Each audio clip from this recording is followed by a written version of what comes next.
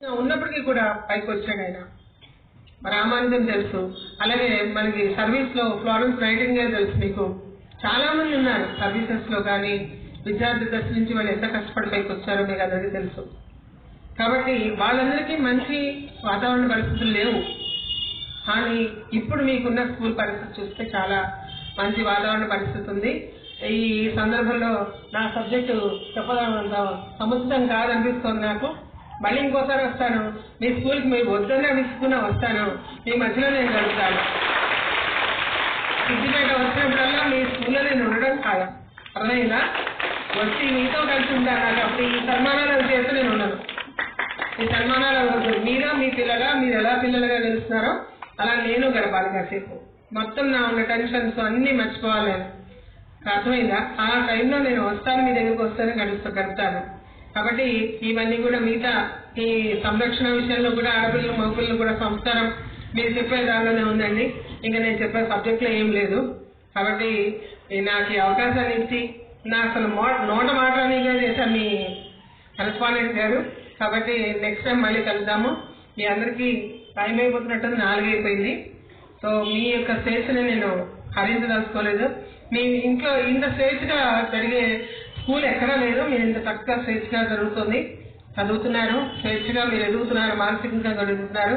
Principal గారు ఉమ్మద్ గారు చెప్పారు పేద పిల్లలు కూడా అవకాశాన్ని ఇస్తున్నాను అని. చాలా మేము ప్రతి స్కూల్లో ఫోర్స్ చేస్తున్నాం. మేము పేద విద్యార్థులను చేర్పించండి, ఉచిత నిర్బంధ విద్య అమలు పరచాలంటే లేని వాళ్ళని చూడండి. మేము మొన్న అలాగే ఒక 45 మంది అడుక్కునే పిల్లల్ని తీసుకొచ్చి స్కూల్లో వేశాము. వాళ్ళు మళ్ళీ సంచార జాతరని వెళ్ళిపోయారని విన్నాము, చాలా బాధపడ్డాము. 45 మంది పిల్లల్ని 3 నెలల కాలంలో వాళ్ళు చాలా మంచి డిసిప్లిన్ నేర్చుకున్నారు. వాళ్ళు అడుక్కునే పిల్లలు వీధిలో పోయి అడుక్కుని డబ్బు తీసుకొచ్చి వాళ్ళ అమ్మ నాన్నకి ఇవ్వాలి. వాళ్ళని మేము 3 నెలల పాటు కాపలా కాయగలిగాం. తర్వాత వాళ్ళు వెళ్ళిపోయారని తెలిసింది, చాలా బాధపడ్డాం. అయినా మా శ్రమ అనుభవం అది. మా నిరంతరం మేము కృషి చేస్తూనే ఉంటాం. సమాజంలో ప్రతి ఒక్కరికి సమాజ అంటే చదువు ముందు, ముఖ్యంగా చదువు, తిండి బట్ట చదువు కంపల్సరీ ఉండేలా చూసే బాధ్యత నేనున్నంత కాలం, అంటే లీగల్ సర్వీస్ అథారిటీలో కాదు, జడ్జిగా కొరసానంత కాలం నేను అది చేయడానికి ప్రయత్నం చేస్తాం. తర్వాత ఇక్కడ జరుగుతోందని చెప్పి విన్నాను. మా వాళ్ళని ఒక రిపోర్ట్ రాసి పంపించండి అన్నాం.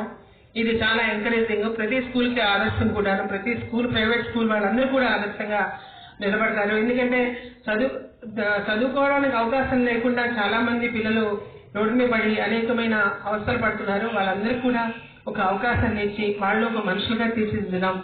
చాలా జీవితంలో ఏవో మతక సంబంధమైన కార్యక్రమాలు ఏమి చేయాల, ఒక వ్యక్తికి పూర్తిగా మనం స్వేచ్ఛగా వాడి చదువు, తిండి, బట్ట ఇవ్వగలిగితే దానంత ఉత్తమమైన యజ్ఞం ఇంకోటి లేదు. జీవిత సాఫల్యం అదొక దానిలోనే ఉంది. ఒక పిల్లవాడు మన వల్ల చదువుకుని పైకి వచ్చాడు కదా అని, ఒక అమ్మాయి బాగా మన వల్ల జీవితం బాగుంది కదా అనే సంతృప్తి మాకు చాలా ఎక్కువగా ఉంటుంది. కాబట్టి మేము ఎన్నో కార్యక్రమాలు చేస్తాం. మేము చేసినవి చెప్పడం భావ్యం కాదు, అంటే మా లీగల్ సర్వీస్ అథారిటీ తరఫున మేము చెప్పుకోవచ్చు. కానీ ఈ చెప్పకుండా సైలెంట్ గా ఇలాగా స్కూల్లో ఇంప్లిమెంటేషన్ చేసేది చాలా అభినందనీయం. మరొకసారి నాకు ఈ అవకాశాన్ని ఇచ్చిన మీ అందరికీ కూడా కృతజ్ఞతలు తెలియజేస్తూ ఇంతగా ముగిస్తాను. Thank you. God bless you. Wish you all the best. పిల్లలందరూ బాగా పైకి రావాలి. Thank you so much.